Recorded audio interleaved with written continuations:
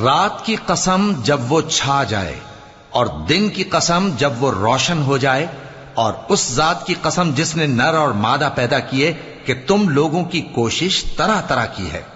सो जिसने अल्लाह के रस्ते में माल दिया और परहेजगारी की और बेहतरीन बात यानी कलेमा तौहीद को सच जाना, तो उसको हम आसान तरीके की तौफीक देंगे।